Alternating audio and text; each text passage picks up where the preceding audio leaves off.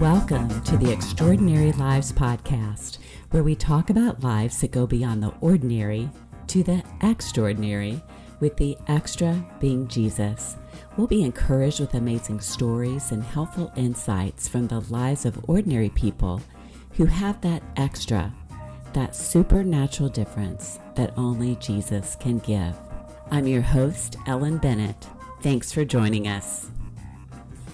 Hello, everyone. I am so glad to be back with you. I've been busy being a new grandma of my grandson who is just 6 weeks old. It's just been such a joy to help out my son and daughter-in-law with this new little one. And I've also been subbing for some friends at my old school where I just love being around the staff and the students. And it's just a tremendous mission and impact that's made there. So my hat's off to all of you teachers out there. Today, my friend Susie Berner has many insights through her ministry with students, going through colon cancer, and being a light to her neighborhood. In fact, I couldn't narrow down my favorite quote in the show to one, so I included both. Coming up on future shows, we have Melinda Buchanan, who has also been through cancer and whose ministry focuses on young moms and families.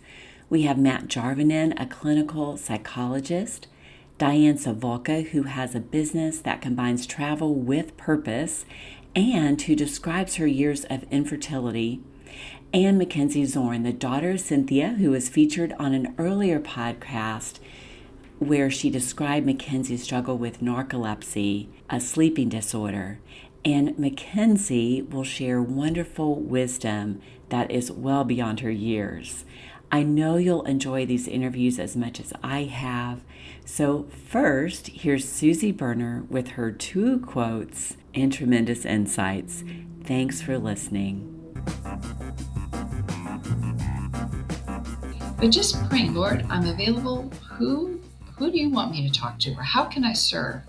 And it's amazing how people will come to you. It's almost like a lighthouse. If you're just quietly praying, shining the light in prayer, it's like a beacon. People will come. They will. We don't see sometimes the things that we would love to see in this life. And there's a lot of brokenness. And then you think, well, God, are you good? And that's exactly what the enemy wants us to doubt. Hi, everyone. I'm so excited to welcome Susie Berner to the show.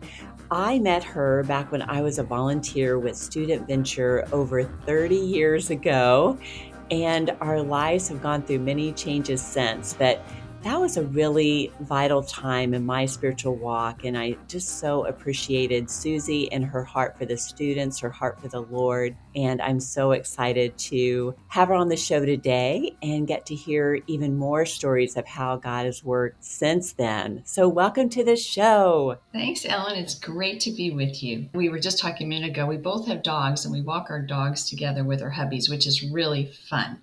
After a number of years of not seeing each other, and then we've been able to reconnect, which has really been special. I love that. That's been really fun. Let's get started with a little bit about what you're up to these days. So Mike and I have been married a little over 30 years, 31 years, and we have one daughter that will turn 30 February 13th. Kendra will be 30, and then Haley is 27, soon to be 28. And one thing I'd love to share is Mike and I met later in life. We both were singles in our mid-30s and met on a blind date.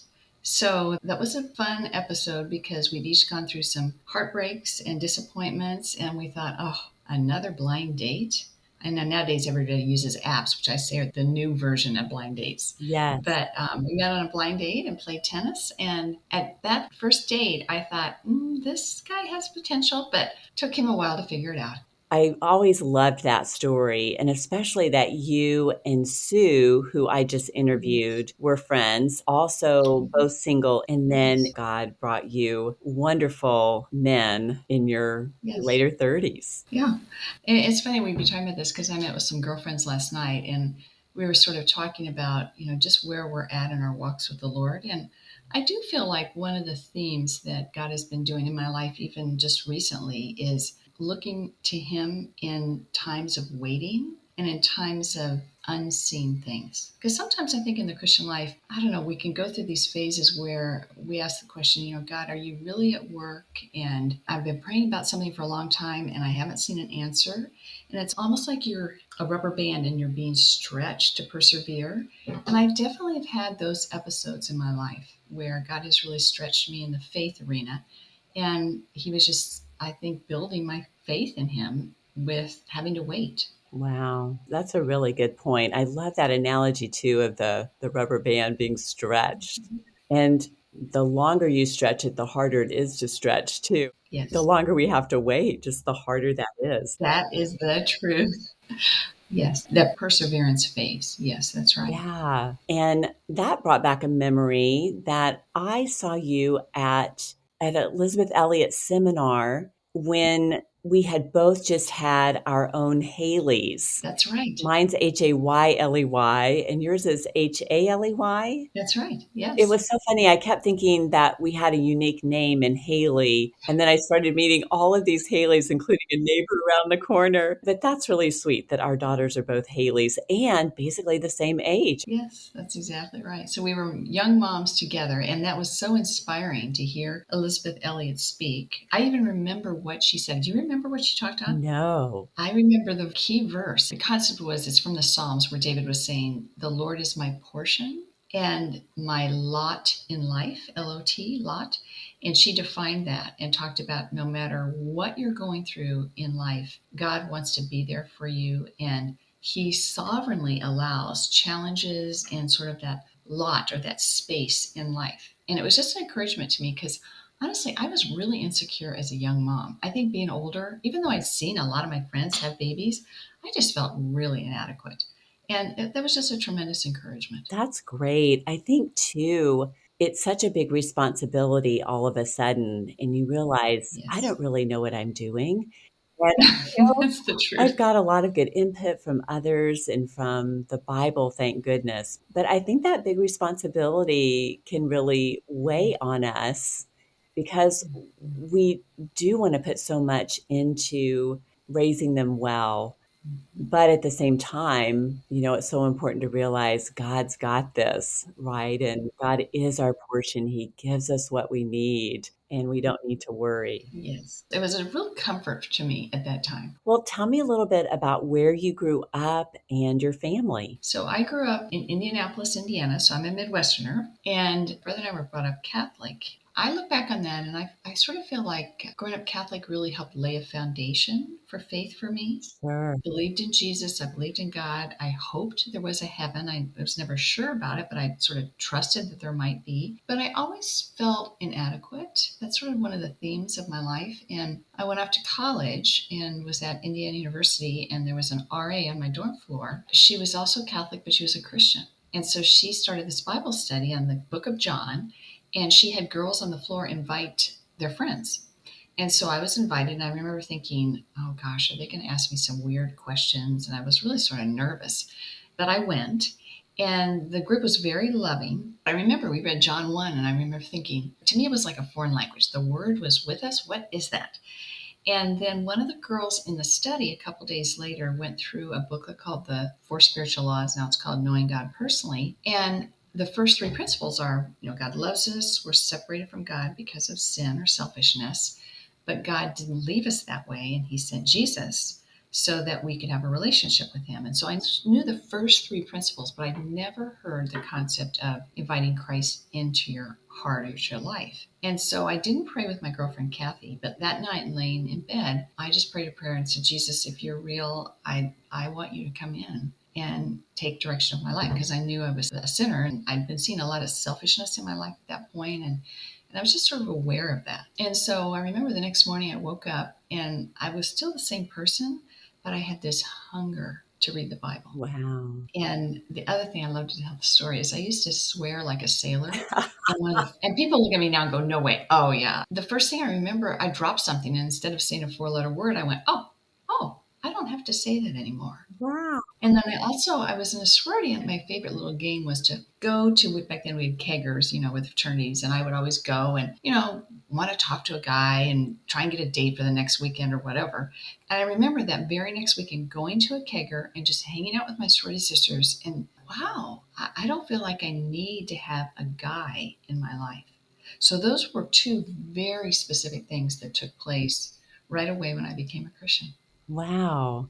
I love that because there really is something real and evident that you see in your life Yes. by asking Jesus to be a part of your life. And one thing you mentioned was that your friend was a Catholic and a Christian. Yes. And I think that is a great thing to remember, that whatever church we're part of, whether it's Catholicism, you're a Lutheran, you're evangelical or whatever, you can grow up in a church but not necessarily be a Christ follower. It's that Yes. commitment to follow the Lord that Mhm. really makes you a Christian, which is a disciple of Jesus. So that's a good point to remember too. Mhm. Well, how did you then grow in your relationship with God and end up being in ministry? Well, that's the funny thing. I went to the Bible study my freshman year, and then I moved into the sorority house my sophomore year, and I didn't know any Christians. And I was a baby Christian, and I was just starting to read the Bible on my own. And I found one other sorority sister who had been involved in Young Life as a high school, and I thought, oh gosh, she's really mature. I was such a baby Christian, I couldn't even say the word Jesus out loud, or like the word saved. That just seemed really foreign to me. I don't even know what that means. And so Jane was really instrumental in my life. She was just a friend. And she said, let's just meet once a week. And she had a little Bible study plan. She was super faithful. We met in the smoker, the Kappa House smoker. It was this upstairs little closet room where people smoke.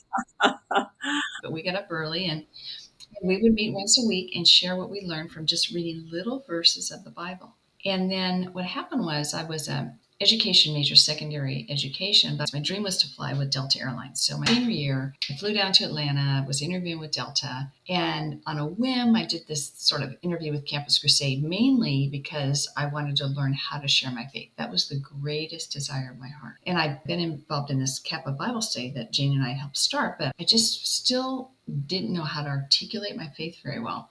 So on a whim, I did an interview with Crusade just because, like, I like to interview. And typical senior, you're looking for a job. And I remember we were standing in it was this hideous pink and lime green bathroom, sorority bathroom, and it was 3 months before we're both ready to graduate. And Jane said to me, "So, Susie, what do you think you're going to do when you graduate?" And she, at that time, was dating a guy pretty seriously, and I think they ended up getting married. So I thought, she's got everything lined up. I didn't know what I was doing. And out of my mouth came something that I think just surprised her and me.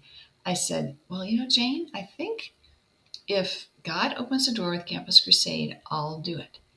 And she said, you've got to be kidding me. Because I was the most What? unlikely person. Truly, I was. That is And so funny. yeah, I mean, it is really true. She was shocked as well as I was. And then my parents were even more shocked. So what happened was Delta Airlines said, they told me no for the class that I interviewed for. And then they said, well, you've gotten to the final stage. You can reapply and go in the next class. That class was full. But I sort of made this deal with God. I thought, that door's closed. I'm going to go through and for me, in my mind, it was a 1 year commitment. So I said yes to Crusade. And then I found out that you have to raise funds.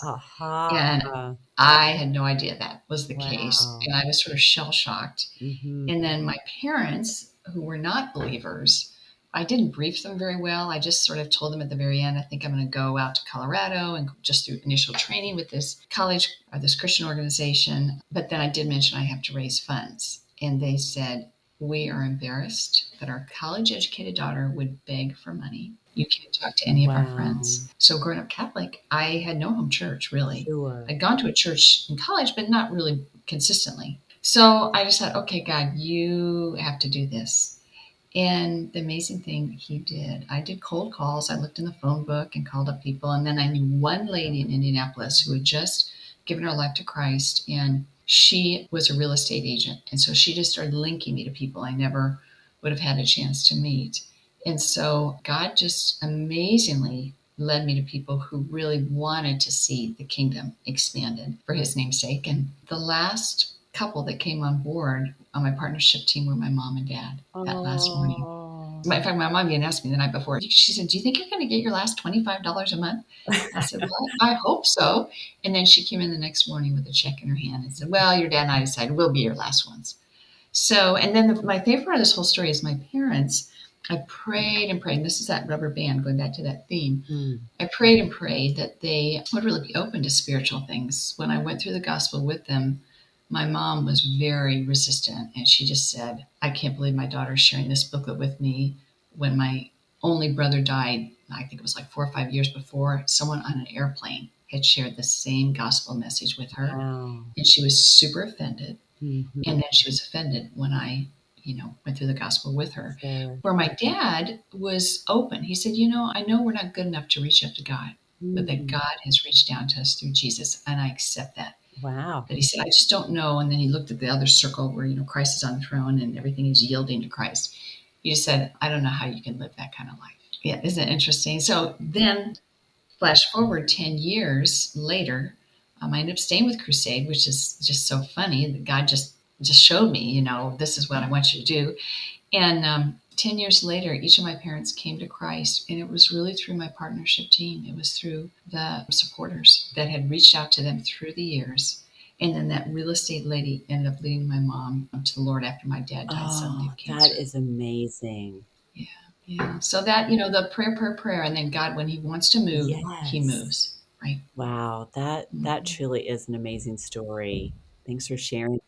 It is. I'm very grateful. My dad really surrendered to Christ 6 months before he died, very suddenly at age 64 of colon cancer. And then it was his death, 6 months to the day, that my mom, who was pretty much suicidal, she didn't want to go on Mhm. living, and she came to full surrender. And then, really, the next 20 years of her life, she had her little Catholic Tom Landry Bible, and she underlined it and really, really grew. It was pretty amazing. That's extraordinary. That really is. Yes, it is I extraordinary. love that. Mhm. Wow. And I think only with God do we see those kind of changes. Only He can move our hearts That's right. and just turn us around like that. Mhm. How caring and patient. Yeah, long suffering. He is. He is so long suffering, isn't he? He waits until the right time. Yes. You mentioned you were on staff for 10 years before they came to know the Lord. What were you doing? Tell us a little bit more about your ministry. Yeah, so that summer with Crew, you go out to staff training in Colorado, and at that point, I thought I was going to go with the campus ministry because I've been involved a little bit with Campus Crusade for Christ and also with Navigators. That Catholic gal that was my dorm RA was involved in the Navigator ministry, and so I thought, oh, I'll just go with the campus ministry and work with sorority girls because that was sort of my background. And then during that summer, I ran into a speaker who talked about high school kids, and when you work with high school kids, they're an everyday life community. And when you see a high school student come to Christ, the family is immediately affected because the siblings are watching, the parents see it, and they have the rest of their life. They're super impressionable, and they have the rest of their life to really walk with Christ and change what I call the sin patterns, generational sin patterns. Like through the years, I've seen girls that maybe came from a really strong alcoholic background, or maybe their mom had multiple divorces and had abusive boyfriends. And then these girls come to Christ, and they are new creations. They have completely different directions and purpose. And then they marry someone who's a Christian, raise their kids in the Lord, and they break this cycle of generational sin. And to me, that's really powerful in terms of working with high school kids. Yes, Mhm. what a great perspective on Yeah, that. because they're pretty open and impressionable. Where I think university students are also open, but they're more conceptual, so you have to do more reasoning. And, there's just different dynamics. My background was secondary education. I ended up just that summer seeing some of the high school staff work with some local high school kids. And there was one gal, in fact, that really was like a foster mom, big sister to one of the high school girls. And that really moved me, just that commitment in the relationship. So I ended up being with Cruise High School Ministry for 15 years. I look back and go, wow, that's a long time. But I think in the middle of it, I just was walking with the Lord. And, what you do is you obey whatever God puts in front of you and listen to His direction, right? Yeah. Yes, that's a very good Mhm. point. Yes. Where have you served in ministry?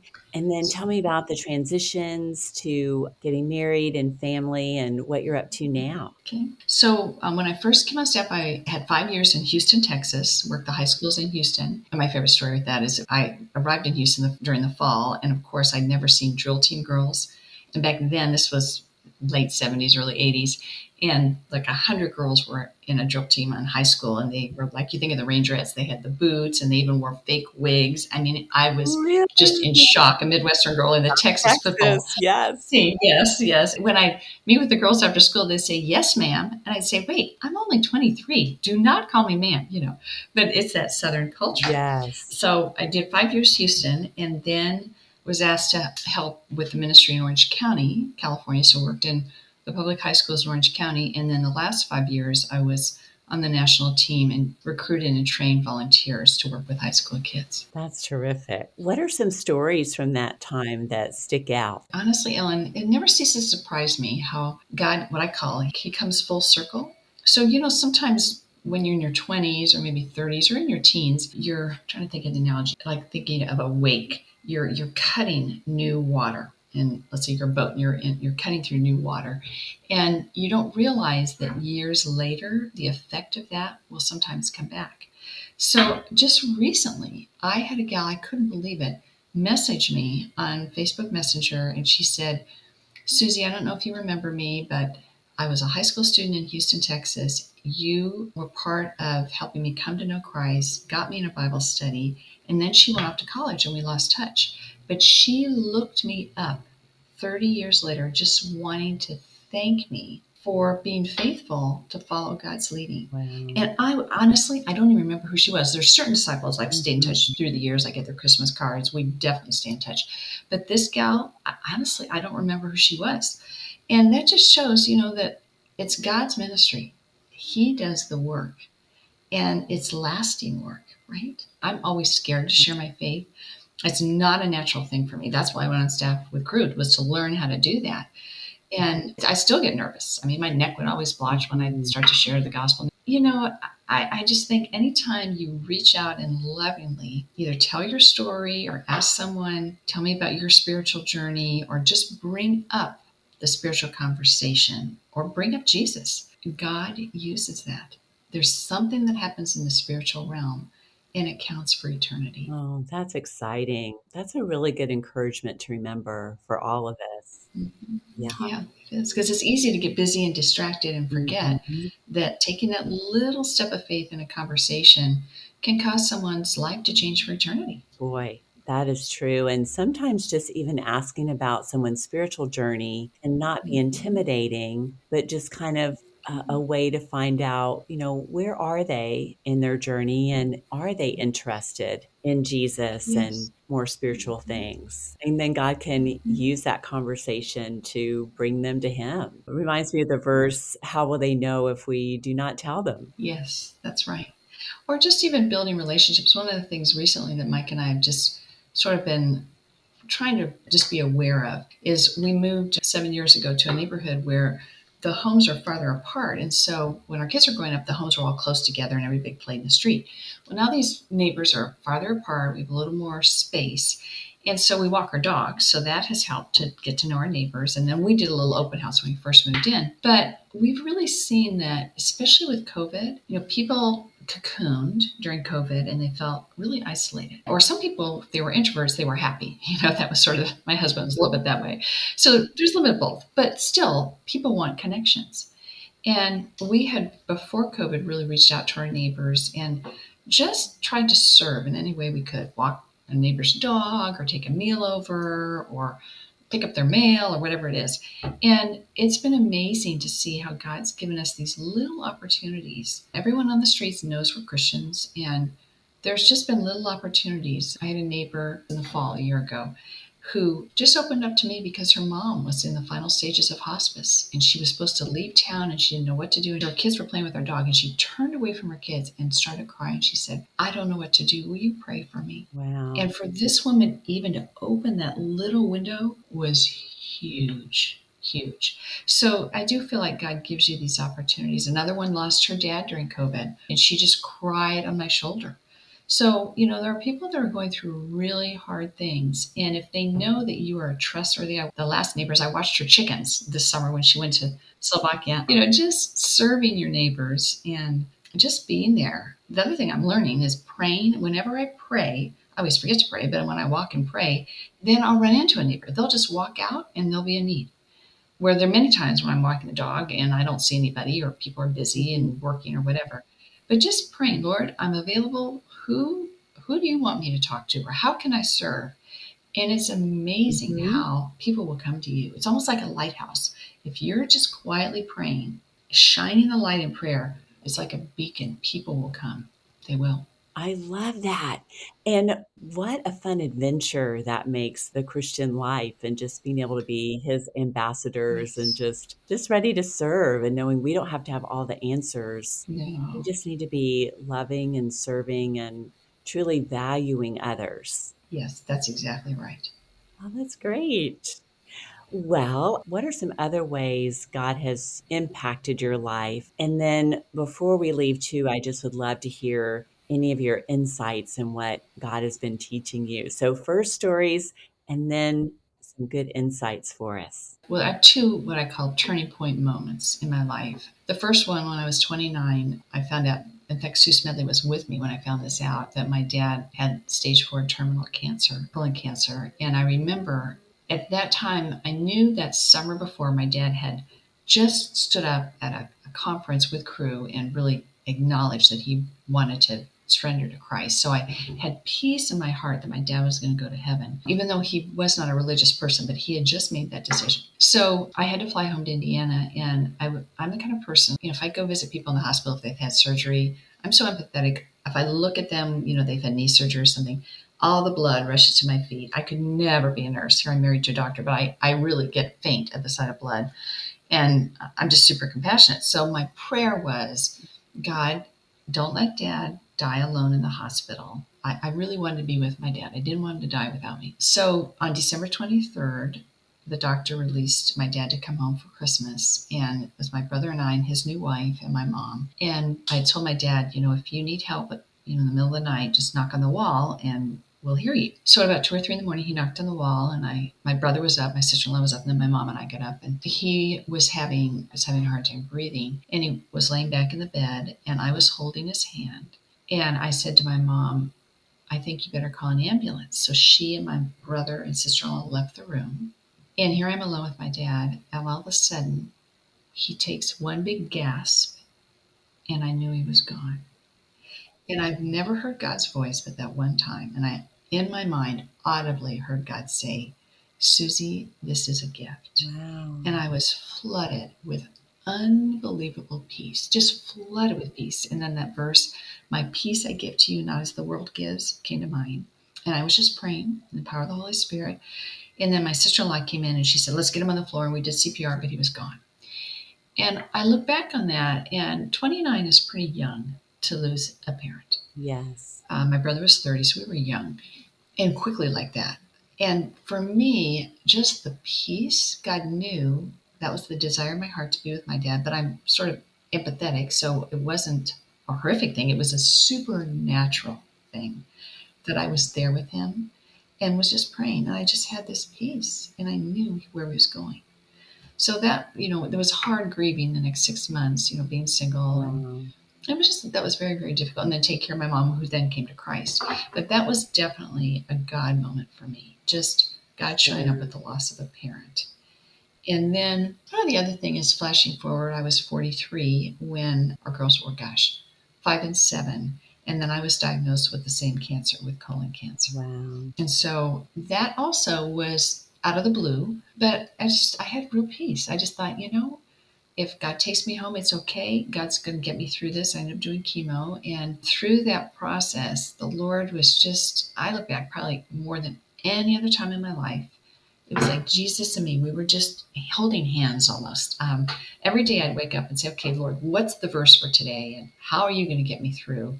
And he really did. He gave me kind nurses. I mean, specific answers to prayer. When there was my worst day and I had the little girls to take care of and I could barely get out of bed, someone would call and go, oh, can I take your girls for the day? And then someone else would say, hey, can I take you down to the hospital and get on IV? I mean, it was just God, you know. So that was the rubber band phase of 6 months of surgery and then chemo. But during that time, God really well. The verse God gave me was from Joseph, where I think it was when he was talking about when he was in prison. He said, "The Lord made me fruitful in my affliction," Wow. and I really felt like God was pruning me back and making me really fruitful in affliction during that time. So those were my two big God moments. Wow. Wow. Those are very deep. Yeah, they are. And it's funny about once a year, someone will, it's usually a friend or an acquaintance, they will be diagnosed with cancer. And then the Lord just brings me right at the beginning to help them just walk through that initial process and to be a part of that team that cares for them. And it's just a ministry. I never would have asked for it, Mm-hmm. but it's the ministry that He just brings. I know what books, what resources, I know how to pack a chemo bag and, what to say, what not to say, right? Wow. Susie, would you mind sharing just a few of those things with us? If we have a Mm, friend who has just found out that they have cancer or are going through that, what are some really good ways yeah. that we can help and give true valuable assistance Mhm. that's really helpful and caring? Well, I think initially when someone's diagnosed, they're in shock. And sometimes just being there, taking a meal over, listening, just letting them verbalize all their fears is the first phase. Not giving any advice, just listening. That's the first thing. I have a book that I always give. It's called Streams in the Desert. And the reason I love this book is just a little devotional. It has one little scripture verse and just a concept on suffering. I can't tell you how many people will say to me, oh, that verse that day was perfect for me. So I give Streams in the Desert, even if they're not a Christian, I give it to them too, because God just uses it. And then the other thing that I think is really helpful is there's Caring Bridge. There's all these different apps now, but Right. putting together a meal plan and just having people from the church or from the neighborhood have the person that has cancer, have them put a large cooler outside their front door, Great. and just twice a week have somebody drop off a meal and leave it in the cooler between 4 and 5:30 in the evening. Mm-hmm. Because sometimes they don't want to talk to anyone, but just a meal is such a loving thing. I had 3 months of meals brought to my home. Mike and I were blown away Wow. at how people were so kind and gracious. Because sometimes when you're going after surgery or going through chemo or radiation, you don't have a lot of energy, Mm-hmm. and you honestly don't want to cook because a lot of times you don't want to eat. Right. So having food that's nutritious and good for you is just a loving thing to do. So those would be my main suggestions. That's great. Yeah. And then my other question was, what has God been teaching you lately? Any insights you want to share with us before we sign off today? I think probably the biggest thing God's teaching me is that rubber band analogy, that I think all of us at different stages in life have dreams for the future. And sometimes God, He has a funny sense of humor. We think life's going to go a certain way and it doesn't. And then we can get discouraged or we doubt His goodness or we just get weary in waiting. And so Mike and I have been talking about this, that we're at a phase in our life now where we're trusting God for some things that we don't have any control of, and we're having to wait in His timetable and just leaning into His character, even though you don't see answered prayer, is the faith walk, right? It Mhm. is. And in the trust, the grappling, with the doubt and the discouragement, that's what David did all through Psalms. That's the faith walk. You don't negate it, you acknowledge it, but at the same time, you work it through and say, okay, Lord, I don't know why you're doing this situation or why I'm having this trial or why you're not answering prayer, but I still choose to trust you. That's good. That's good. I've been thinking lately about how important it is to remember that God is good. I Yes. think a lot of times I'll remember, okay, God is loving, He loves me, and He loves, those around me. He's caring. He hears me. But to really concentrate that God is good, that He has our best in mind. And that again goes back to the trust too, that I can trust Him with my life and the lives of those that I love who Yes. are going through hard times. Yes, that's right. I've been thinking that would be really good to meditate more on. It's funny you say that because I was just reading a little devotional, in fact, last night, and it tied in that doubt dynamic to really the Garden of Eden. I mean, you think about what was Satan's number one little strategy for Eve? Doubting the goodness of God. Yes. God said you can eat all of these trees except the one. And Satan says, well, why isn't God letting you eat of the one tree of good and evil? Why would He hold that back from you? Right. And that is where we're tempted as humans because we don't see sometimes the things that we would love to see in this life. And there's a lot of brokenness. And then you think, well, God, are you good? And that's exactly what the enemy wants us to doubt. That's really good. And I think too, just dealing with unknowns. Mm-hmm. Disappointment, a lot of times disappointment. Yes. Mm-hmm. And just Mm-hmm. thinking, there are things that I can do to be in control of the situation and Mm-hmm. trying to maybe will things or control certain aspects, which Yes. often can get in the way instead of truly helping. So, It can. Exactly right. yeah, yeah. Mm-hmm. Well, those are all really good ideas to remember for sure.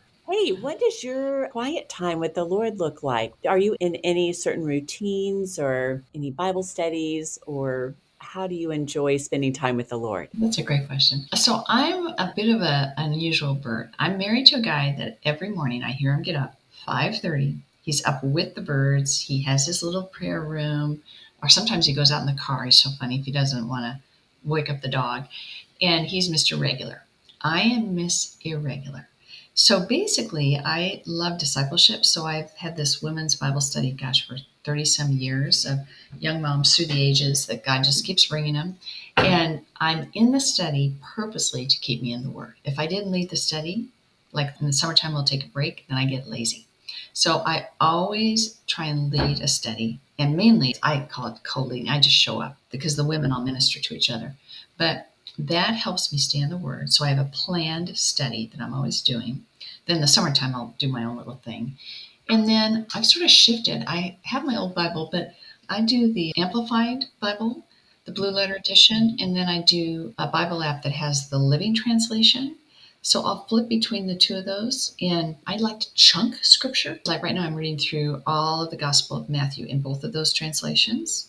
And then I do the David Guzik commentary. And his commentary is a compilation of like Spurgeon and Matthew Henry. And so he has sort of a combination in the passage. He'll say he'll take Matthew 4, the temptation of Jesus, and he'll have different commentaries give insight into different parts of the chapter. So that's sort of what I do late at night. And then in the morning, the first thing I do when I wake up is I've asked this year and last year, I really wanted to learn more about the Spirit. So I'm reading this little booklet called Spirit Calling. And then I try and start either with praise music or something to get me going in the morning. I don't wake up happy like a bird. I'm more of the night owl. So I love reading at night. That's one of my things. And then I'll journal. Sometimes I'll have a quiet time in the middle of the day. I'm super flexible. I'm not regular, but I'm consistent. That's And that's probably more important than that's anything. really good. And for young moms, I tell my young moms that have little kids, if you just read one little passage or listen to a podcast or we do scripture memory, memorize one little verse with your kids every 2 weeks, God will speak to you. There's lots of ways God can speak to us. Oh, that's wonderful. The two versions or the two translations I've really been enjoying are I usually look at the Bible in the NIV, New International Version, but lately, along beside that, I've been enjoying looking at J.B. Phillips, who Mm. only translated the New New Testament Testament, yeah. and then the Message.